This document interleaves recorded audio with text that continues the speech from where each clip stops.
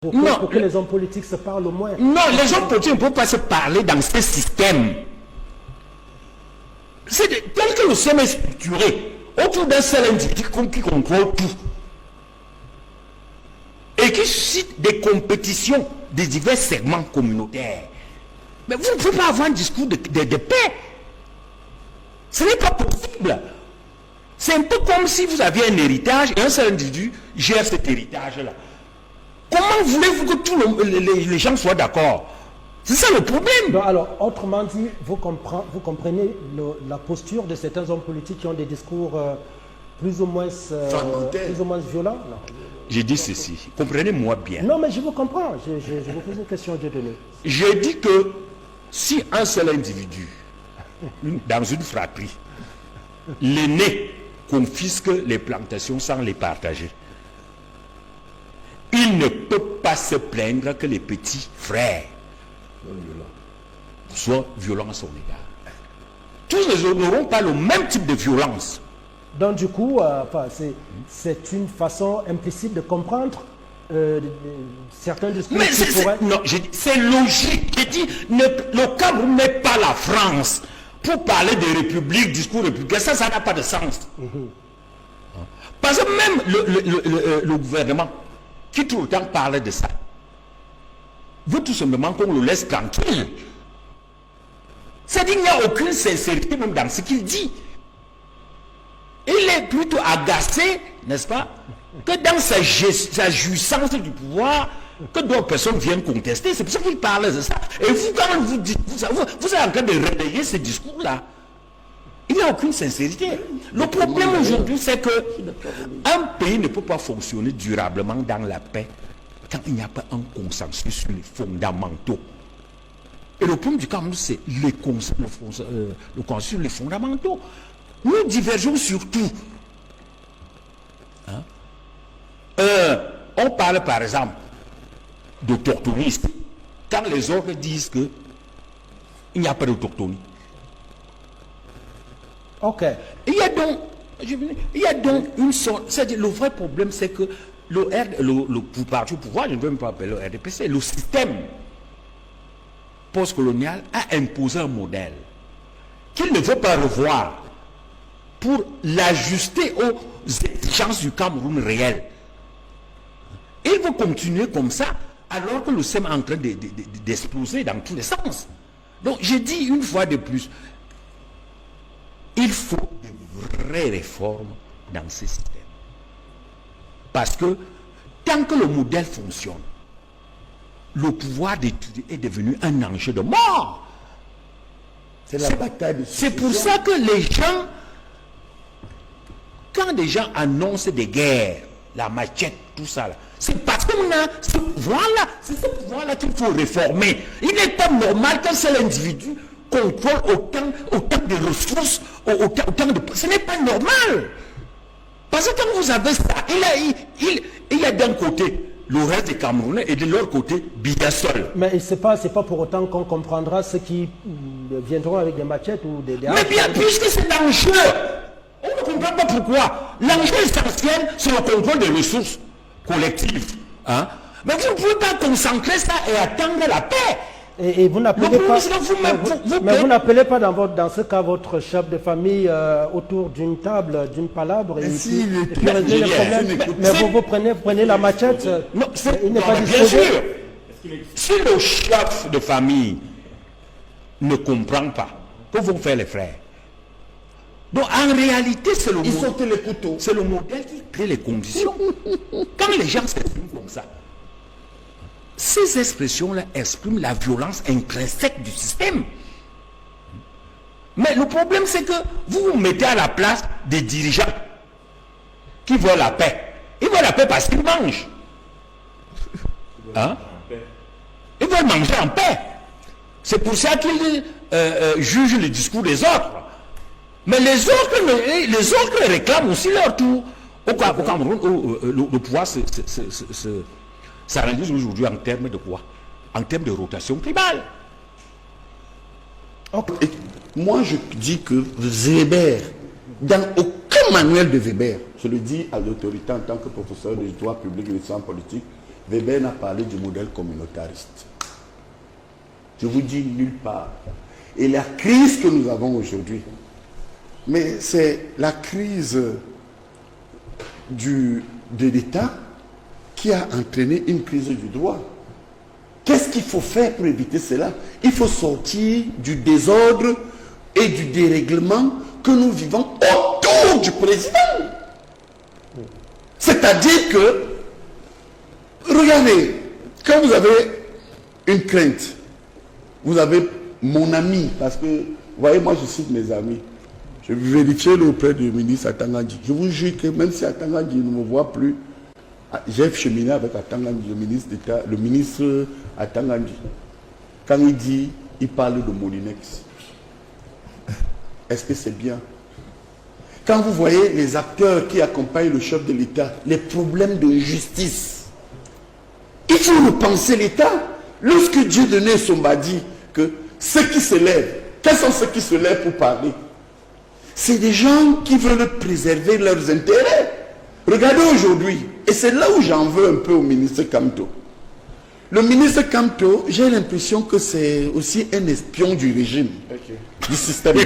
Pourquoi? Parce que, avec un peu de sagesse, il est dans une dynamique, c'est lui ou rien. Quel est un système où un leader politique ne peut pas discuter avec les autres? Et quand vous observez très bien, autour du président Paul Biya, c'est le désordre et le dérèglement qui règne. Le président dit, je verrai si je vais me présenter ou si je dois aller me reposer. Mais les gens lui disent que non, il faut y aller, il faut y aller.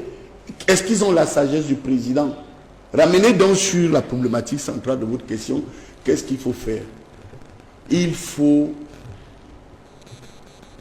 parce qu'il y a une bataille de succession, il y a une confiscation de la gouvernance. C'est-à-dire que si vous faites des statistiques réelles, vous allez voir que 2% de personnes dans l'ordre gouvernant confisquent 98% des attentes des Camerounais. Il faut repenser la gouvernance. Vous savez, quand les gens se mettent à vous parler, l'opposition a fait ci, l'opposition a fait ça. Mais l'opposition, ce n'est pas elle qui va nous donner des routes. Ce n'est pas elle qui va nous donner de l'eau. Ce n'est pas elle qui privilégie la pédophilie. C'est-à-dire que les petits-enfants qui sont violés au quotidien. Ce n'est pas elle qui est à l'origine du mauvais whisky, du mauvais vin et de tout ce que nous consommons de frélatés, où je vais vous donner des chiffres de l'OMS.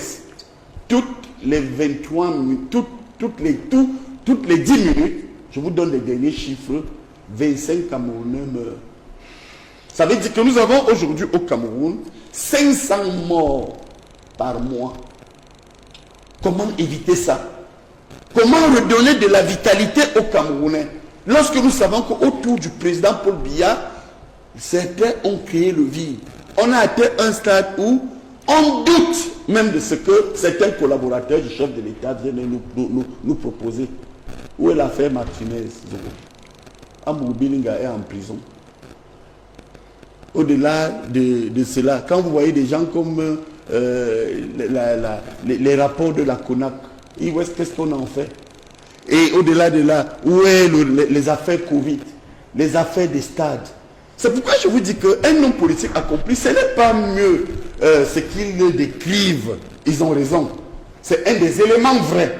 Mais un homme politique, c'est quelqu'un qui comme l'a si bien démontré Essomba, c'est des gens qui règlent les problèmes de la société. Pour moi, je prends la définition de Michel Alliot, un homme politique professionnel, c'est celui qui apporte le bonheur à son peuple. Celui qui règle les problèmes, qui ne laisse pas les gens dans l'incertitude. Le Cameroun vit dans une incertitude terrible. Autour de cela, qu'est-ce qu'ils ont donc mis en place? La bataille de succession. Je termine, vous allez encore me reprocher d'illustrer. J'étais étudiant, j'avais 20 ans. Quand j'étais le patron du parti à Paris, le ministre Grégoire Onaki répond à Kamto. Il était déjà secrétaire général du comité central. Adjoint. Citez-moi un pays où un monsieur peut être 30 ans secrétaire général adjoint. C'est bloqué. Le problème d'Ateba Yéné, mes problèmes, c'est que dès que vous levez la tête, où est Adama Modi? Kabila a sauté.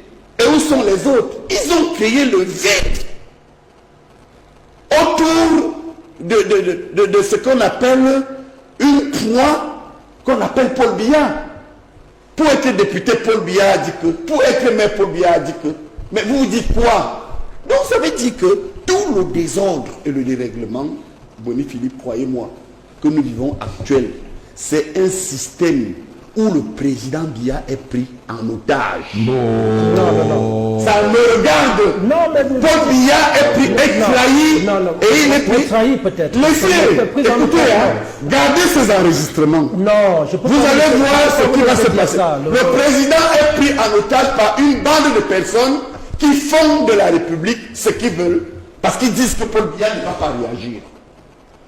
Non, ça peut vous choquer. Non, ce que vous dites ici ne vous engage pas que. Ça engage bien. Ça engage, sortez donc Amoubou Belinga de prison. Qui l'a mis en prison? S'il n'est pas en prison. Mais c'est le système. Non, je ne parle pas du RDPC. Okay. C'est des règlements de compte. Vous savez, Boni, vous savez, quand je parle, hein, je suis un homme juste. Je suis un homme juste. Ateba Yene et moi, il y a quelques ans, moi je ne parle pas des autres. Je vous avais donné 2 minutes pour oui, ça. Bon, nous avons eu le courage. Bon, je suis donc pour vous dire que s'il y a eu quelqu'un de privilégié dans ce système, chef de département, membre titulaire du comité central, professeur titulaire, avait un salaire de plus de 500 000 francs par mois. Et je ne vous compte pas d'émission, c'est moi. Il y avait tout pour que je ne dénonce pas ces dérives. Vous comprenez? Et vous allez voir une dernière remarque, que ceux qui viennent pour la plupart dans les plateaux de télévision, ce ne sont pas des gens qui portent sur leur casquette de grandes responsabilités. Parce que ceux qui portent des responsabilités comme ce que moi j'avais, ils ne parlent pas dans les palais. Citez-moi, citez-moi deux personnes ayant de grosses responsabilités, en dehors d'un garçon comme Hervé Emmanuel Combe, avec un poste comme celui que j'avais, et membre du comité central qui disent que ça ne va pas. Ngalé Bibé. Ngalé est brillant. Il est membre du comité central. Non. Oui, il s'exprime. S'il vous plaît, non, je vous envoie. C'est un monsieur talentueux et brillant. Mais ne venez pas me dire que, je vous dis bien que, qui dénonce. Non, c'est un grand homme réservé. Charles Elisande, s'il vous plaît. Vous me coupez toujours parce que vous, Gale, c'est mon neveu. Hein. Et c'est un monsieur dynamique. Titi Pierre. Bonsoir. Apprenons à passer la parole, s'il vous plaît. Oui. Souffrez que je vous dise que ça vous engage, mais ça ne m'engage pas. Alors, mais c'est un ami brillant, biaïste, mais incohérent. Parce que la description qu'il fait de ce système-là, dont le responsable est Paul Biya, c'est exactement ce que les Camerounais disent, mais qu'il a essayé d'opposer, puisqu'il ne contrôle plus le système qu'il a créé. C'est lui qui dit. Il dit, à juste titre, que ne le coupe pas, s'il te plaît. C'est pour ça que c'est désagréable de couper toujours. À juste titre, qu'il y a des batailles de succession autour de Paul Biya, qu'il ne règle pas. Mais s'il ne le règle pas, c'est qu'il n'est plus en mesure de le régler. Pourquoi il reste là? Première chose. Deuxième chose, ce sont les ministres, lui qui devait être sur les plateaux pour défendre le régime RDPC. Ils viennent très peu. À part peut-être Guégueur ou là, mais il vient en solo. Dans les pays sérieux, ce sont les ministres qui viennent défendre la politique du gouvernement. Quotidiennement. Il y a des programmes, pour ne prendre que la France, où des médias ont des représentants. Ou des personnes ayant des responsabilités. Oui, bien sûr. Membres du gouvernement, membres du gouvernement, c'est eux qui doivent venir défendre la politique du gouvernement. D'accord. C'est vrai. Nous allons passer. Et je dis, le fait que Messanga le dénonce, c'est intéressant pour le pays. Mais il faut qu'il aille jusqu'au bout. de la dénonciation. Vous voulez ma mort? Mais jusqu'au bout, c'est quoi? Anissé. Non, s'il vous plaît. Moi, je demande la réalisation. On nous a laissé le reportage. En dehors de Paul Biya, vous voulez que je suis me protège? Un reportage sur la... Vous voulez que je m'attaque au président? Anissé. Mais j'explique. Lorsque il dit qu'il s'était opposé à la privatisation, ça veut dire qu'il n'a même pas compris ce qui s'est passé. Le Cameroun était surendetté. Et ces biens ont été saisis par un huissier de justice appelé FMI. Parce que les Camerounais ne savent pas ce que le FMI est l'huissier de justice au niveau des États, l'institution de recouvrement. Donc quand vous êtes endetté et que vous êtes incapable de régler vos factures extérieures, il y a une institution qui vient, qui s'interpose et qu'on appelle Fonds monétaire international, c'est sa mission. Et ce qui s'est passé dans les années 80, ce n'était pas des ventes, c'est-à-dire qu'on était libre de vendre ou non, c'était des saisies. Des saisies parce que nous étions surendettés à l'extérieur, nous ne pouvions pas régler nos dettes. Nous avons été saisis par le FMI, donc, qui a saisi nos biens, d'abord nos entreprises d'État, il les a vendus, il a même saisi les salaires, il les a baissés, ainsi de suite. Donc, c'est d'abord ça qu'il faut bien comprendre, ces aspects techniques. Donc, l'opposition qu'eux, ils voulaient faire contre la privatisation, c'est un peu comme lorsqu'un huissier est devant vous. Il veut saisir la télévision, votre femme et vos enfants s'opposent. Bon, l'opposition va servir à quoi? Il y a les gendarmes qui sont là et qui peuvent les interpeller. Donc, ont été saisis. Ayant été saisis, ils ont été vendus aux enchères. Maintenant, après la crise, on a retrouvé une certaine santé économique. Nous nous proposons donc de racheter ce qui nous avait été pris.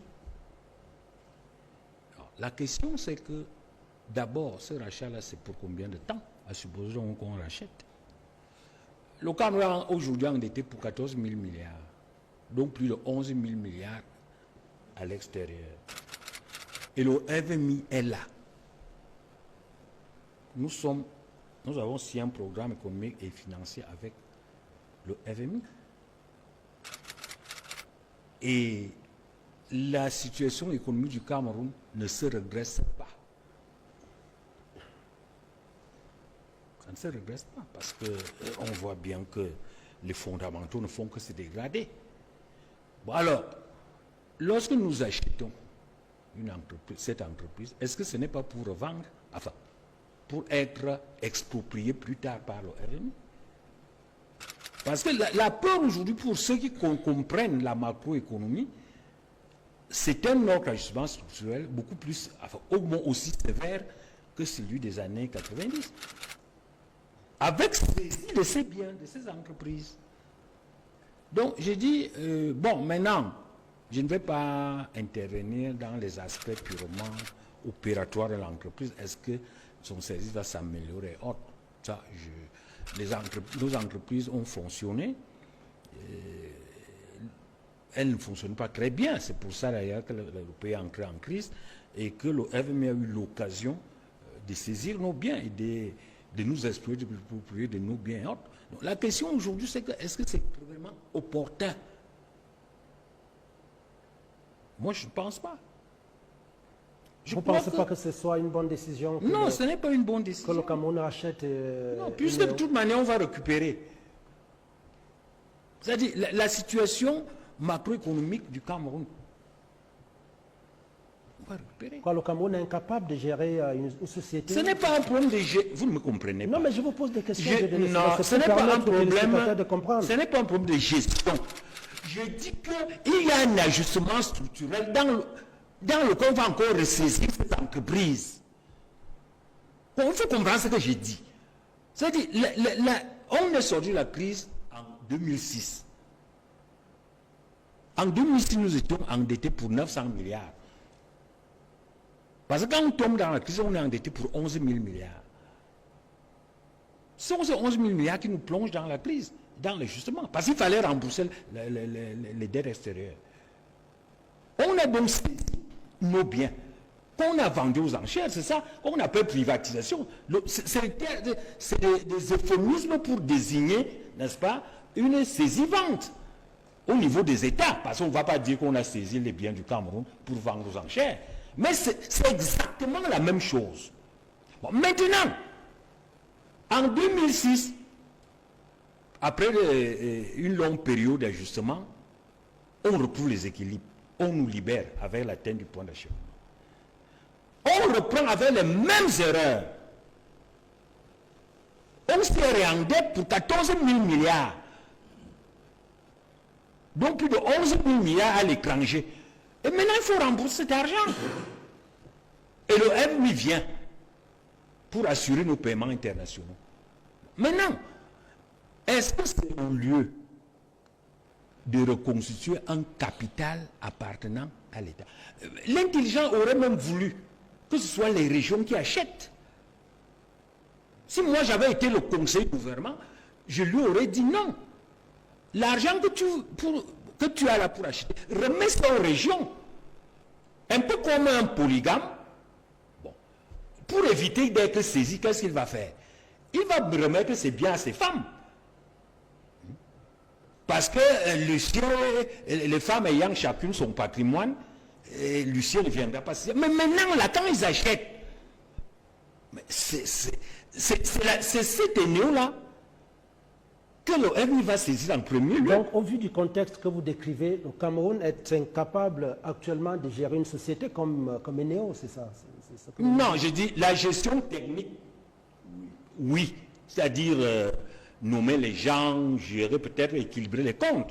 Si on met les gens qu'il faut, à la place qu'il faut, avec les procédures, l'entreprise va marcher. Mais je dis que les conditions macroéconomiques du Cameroun oui, vous l'avez ne lui dit. permettent pas de prendre ce genre de risques, sauf à le faire à travers les régions. D'accord. Mais Dieudonné Somba, est-ce que vous pensez que le processus va aboutir, processus de rachat, puisque Eneo pose Actis, je veux dire, Actis pose des conditions. Non, c'est des d'apurement des arriérés, par exemple. Non, ça c'est des problèmes purement financiers. Ce n'est pas là le problème. Oui, mais c'est des conditions qu'ils posent, Dieudonné Somba. Non, c'est des conditions qu'ils ont posées. C'est un contrat d'achat. Oui. Les conditions qui pour le Cameroun a assez d'argent pour acheter, ce n'est pas là le problème. C'est-à-dire, vous pouvez créer souvent de problèmes. Le problème des néo n'est pas la capacité du Cameroun de l'acheter. Ce n'est pas ce que je dis. Moi, je suis un spécialiste de l'économie, de la macroéconomie. Mais je dis que l'opération n'est pas opportune maintenant pour la simple raison que nous sommes sous ajustement et que l'huissier de justice est là. Parce que quand il faut bien rembourser la dette, il faut bien nous contraindre à rembourser la dette. Mais vous dites que ce n'est pas un problème. Si ce n'était pas un problème de donner son bas, Actis n'aurait pas posé ces conditions, non, quand même. Monsieur Boni, non, j'ai dit Monsieur Boni. C'est dans les documents officiels, je suis désolé de donner son bas. C'est dans les documents officiels. Actis pose clairement des conditions. C'est des centaines de milliards de francs CFA. J'ai dit, Actis pose des conditions d'une transaction. Mais il est sur les principes. Moi, le seul Cameroun accepte les conditions, il paye non. Bien sûr. Vous me demandez quoi si le Cameroun est capable de respecter les conditions d'une transaction? C'est une transaction. Et dans une transaction, chacun pose des conditions. Hein? Mais ce n'est pas là le problème. Non, pas du tout. Le Cameroun peut prendre un emprunt et payer. Il peut lancer un emprunt obligataire, il paye. Ce n'est pas là le problème. C'est-à-dire que le Cameroun peut réellement racheter en mobilisant les moyens. C'est un détail. Ce qui est important, c'est qu'avec cette situation macroéconomique et la présence du FMI au Cameroun, depuis 2017, est-ce qu'il est prudent pour le Cameroun d'acheter un bien alors que l'huissier de justice est là? Parce que sinon, nous serons encore obligés, le FMI va reprendre ses biens comme un huissier de justice et les revendre. C'est-à-dire l'eau bradée, comme le font tous les huissiers de justice. Donc le problème ici était un risque macroéconomique. Et qu'est-ce que vous conseillez donc, finalement? Oui. Qu'est-ce que vous avez donné comme conseil? Qu'on reste, que le statu quo reste? Non, est-ce que j'ai dit ça? Non, J'ai dit que si le Cameroun tient à récupérer Eneo, que l'État distribue les actions aux régions. Ça veut dire que l'Eneo doit être la propriété de la nation camerounaise à travers les régions qui sont autonomes. Non pas une propriété de l'État central. Parce que c'est une propriété de l'État central, Ils vont tout raconter. Eneo sera saisi. Ça veut dire que après la récupération de Eneo, vous allez entendre d'ici 5 ans, on vous dit on privatise. Vous allez croire que c'est une privatisation réelle, alors qu'en réalité c'est une saisie-vente. Voilà ce que j'ai dit. Anissé Kani. Bon, je le sais déjà, vous n'allez pas me donner le temps d'exprimer parce que c'était important. Non, on ne peut pas vous donner le même temps. D'accord. La première chose que je veux dire, la remarque, c'est que et son bas ici de particulier, c'est que il analyse la situation et il la considère comme irréductible, figée. C'est pas possible. Il n'y a rien d'absolu dans la vie. Ce n'est pas statique. Il n'y a rien d'absolu. Premièrement. Deuxièmement, il oublie de dire que la privatisation de la SONEL est une opération de brigandage, de gangsters. Et sa renationalisation, c'est également une opération de brigandage. Comment ça peut reprendre son bien et recontrôler son bien, c'est du brigandage? Oui, pourquoi? Lorsque le FMI, comme a dit, a exigé la privatisation de la SONEL, je sais qu'il y a des hommes d'affaires camerounais qui ont voulu faire un tour de table. L'État a refusé, sous le prétexte que ça va donner à ces hommes d'affaires qui voulaient faire un tour de table un poids politique incontrôlable. Première chose. Deuxième chose, il y a des gens qui étaient chargés du processus de privatisation. Ce sont ceux-là même qu'on a nommés à la tête de l'entreprise privatisée. On appelle ça comment? Délit d'initié. C'est du brigandage.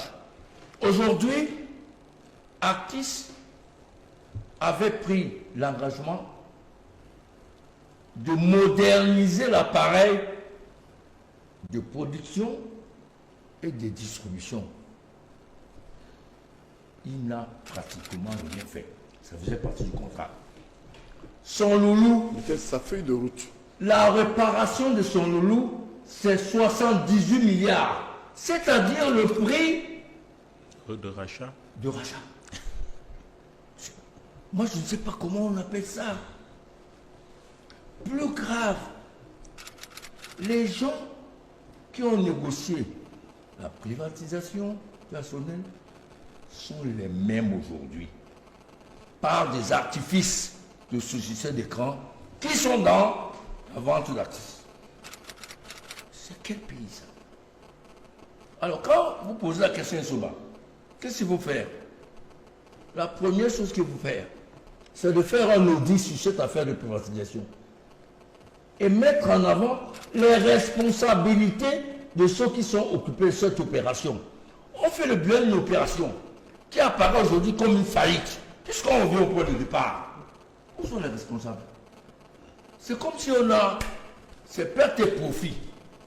Le Cameroun a perdu des milliers de milliards de 2000 jusqu'à 2025. D'autant plus que cette entreprise faisait ce qu'elle voulait. Dans la facturation, c'était la faute. Les prépaies, c'est la faute. La gestion comment appelle-t-on ça? Des centrales a été laissée Mais raison de plus pour que l'État reprenne le contrôle de sa Sauf que, entreprise. Oui, mais Boni, on ne revient pas 25 ans plus tard sans faire le bilan. Qui est responsable de ça? Qui est responsable des milliards et des milliards que le pays a perdus? Il y a des noms, je ne vais pas la donner. Il y a des noms. Hein. Ah, bon, d'accord, ok. Il va me couper. Oui, bien sûr. Bien sûr qu'il va me couper. Non, mais bien sûr, parce que C'est terrible ici. Il va me couper. Parce qu'il y a des noms. Des gens qui ont gagné des dizaines de milliards dans l'affaire de la privatisation nationale.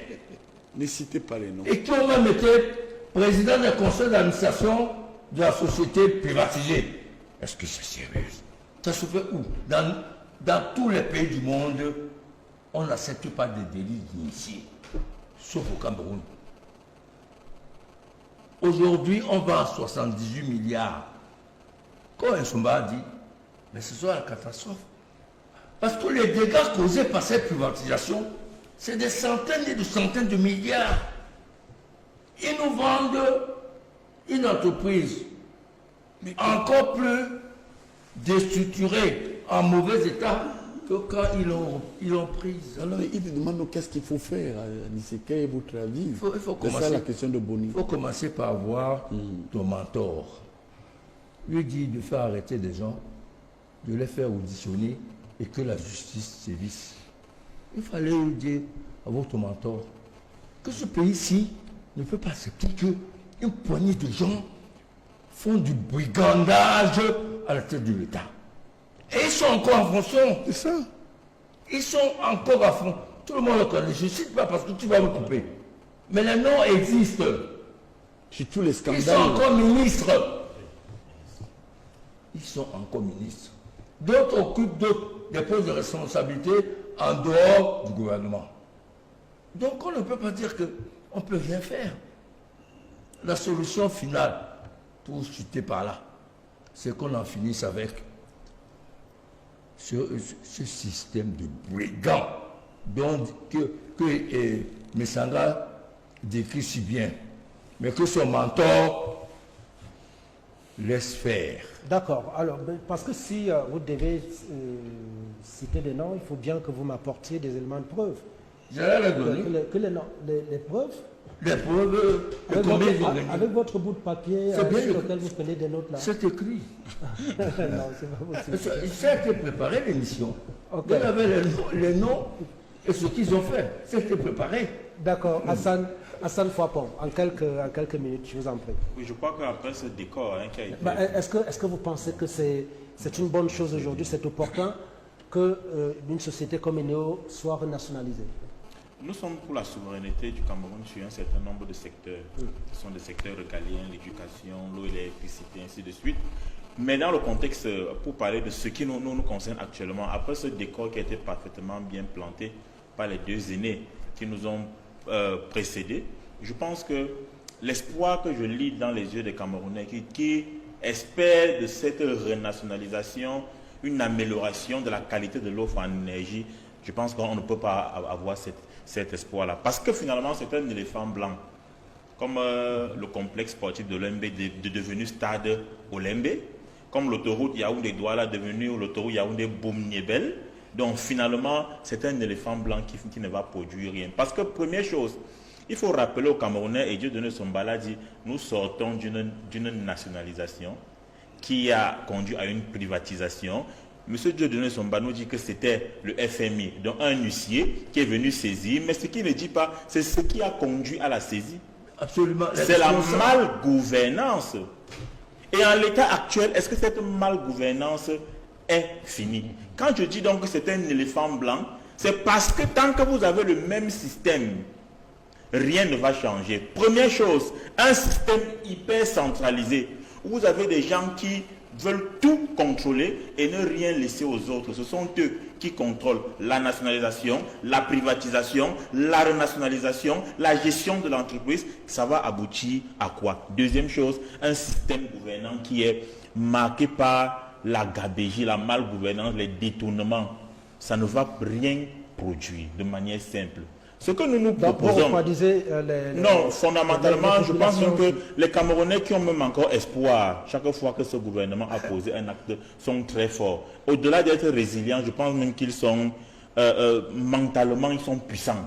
Non, mais parce que dans le gouvernement, Vous voyez que je ne parle pas des personnes, je parle du système gouvernant. Parce qu'en l'état actuel, même si vous mettez le brillant Dieudonné Somba dans ce gouvernement, avec la structure du gouvernement, ça ne va rien produire. D'accord. On va finir par dire qu'il est lui-même médiocre. Je ne peux pas terminer comme cela, permettez-moi. Maintenant, M. Dieudonné Somba a essayé d'évoquer une solution et que nous nous proposons.